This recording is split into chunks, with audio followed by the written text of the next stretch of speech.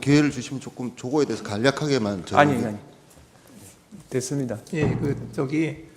지금 여기서 말로 지금 할 수 있는 게 아니어서 법적인 서면으로 좀 내주시면 예, 저희가 잘 살펴보겠습니다. 네. 예. 자, 요거를 좀 조금 더 확대해 주실래요?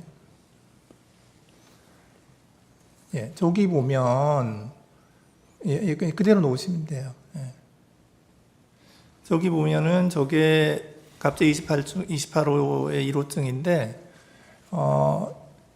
헌법재판소 재판관 마은혁 정계선 조한창 선출에 관한 인사청문 특별위원회 위원 선임의 건 이래가지고 더불어민주당 대표의원이 이제 직인을 찍어서 이제 그 더불어민주당 의원들 중에서 인사청문 위원을 추천하는 공문이에요. 저게 날짜가 아래쪽 좀 12월 11일자입니다. 12월 10일입니다. 10일에 이제 그 의장한테 보냈죠. 그리고 나서 그 다음 장 뒷면 좀 보여주실래요?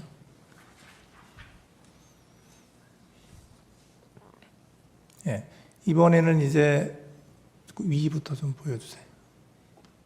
국민의힘에서 보낸 대외 공문인데요.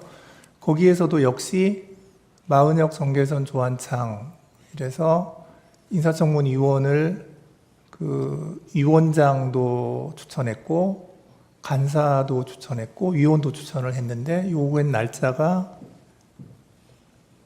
12월 11일. 12월 11일 그 다음 날이네요.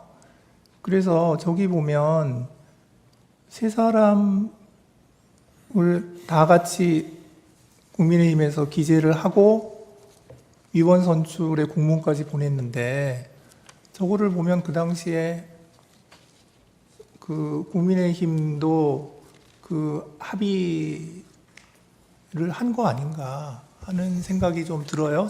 저 이제 오늘 제출한 서류여서 그래서 제가 좀 말씀을 드리는데 저거를 보면 세 사람 이름이 다 있는데 합의가 돼 있는 것처럼 보여서 네, 답변 드릴게요. 예, 뭐 의견이 있으면 좀 말씀하시죠. 저희가 거기에 대해서는 준비 서면이라기보다는 2월 6일자 제출한 추경호 전 국민의힘 원내대표의 진술서, 그 다음에 권성동 원내대표의 진술서에 저 경우에 관해서 상세하게 진술되어 있습니다. 그래서 그 내용을 좀 참고해 주길 바라고요.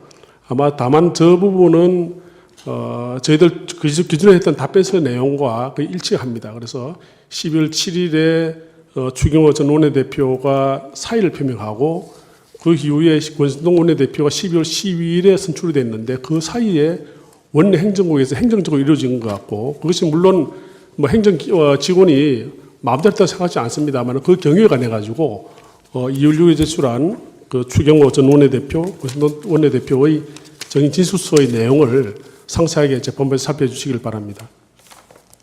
예, 잠깐만요. 제가 한 가지 더 있는데 이 서류가 지금 여기 있구나.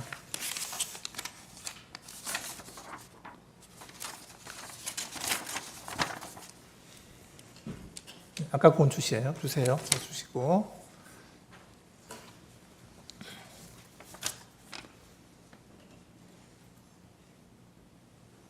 저게 이제 갑제 6-1호증인데 6호증의 1인데 저기 보면 민주당에서 저게 12월 6일자이죠.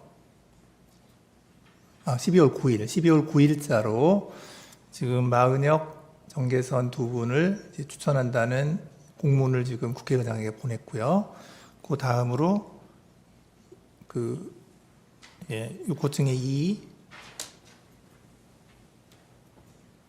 2를 보시면 거기에는 이제 조한창 후보자를 그 국민의힘에서 추천한다라고 해서 그것도 역시 12월 9일자인데 그것을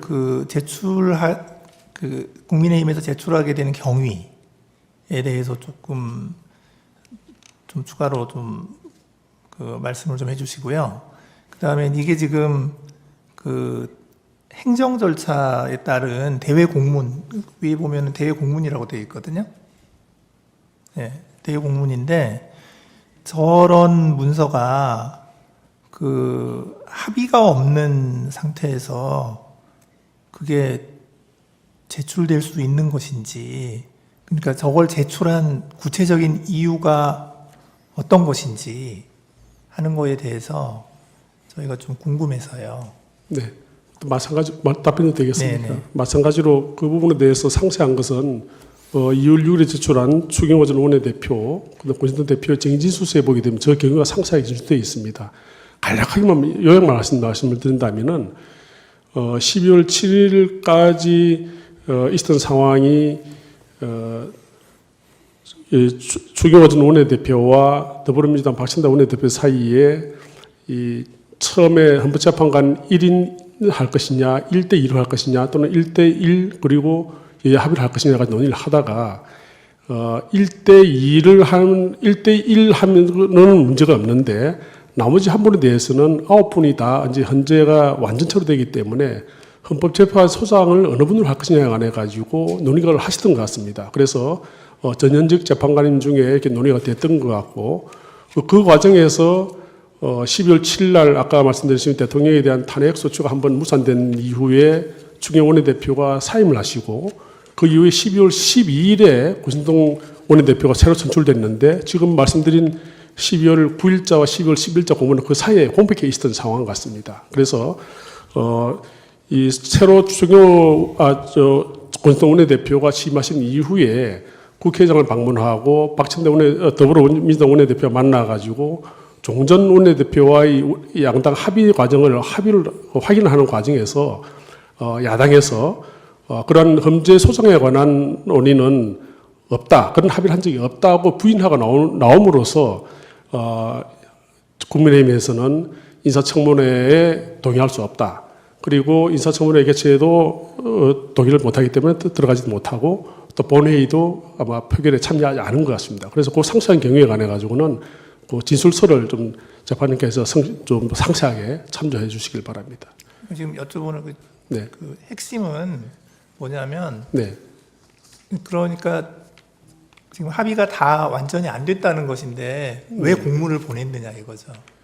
저게 아까 제가 말씀드렸지만 그 내용 자세히 보게 되면 그 원내대표의 공백기 사이에 그와 같은 적어도 한 분과 한 분은 이견이 없던 것 같고 나머지 한 분은 적어도 헌법재판 소장의 임명 동의에 관한 야당의 협조, 야당의 그 동의를 야당에서 합의를 했었는데 그 부분에 가지고 그렇게 됐으니까 이제 1대2로 이렇게 된 상황에서 공문을 보냈는데 야당에서 그 부분을 완전히 부인을 하고 나온 상황이고 또 실제로 12월 14일 날 대통령에 대한 탄핵소추가 의결됨으로써 대통령이 직무 정지가 된 상황입니다. 그래서 권한대행이 헌법재판소장을 임명할 수 있느냐에 대한 논란이 된 것 같습니다. 그래서 적어도 그 전 원내대표와 추경호 전 원내대표와 그 박진대 더불어민주당 대표 사이의 그 논의 과정도 사실상 이행하기 어려울 뿐더러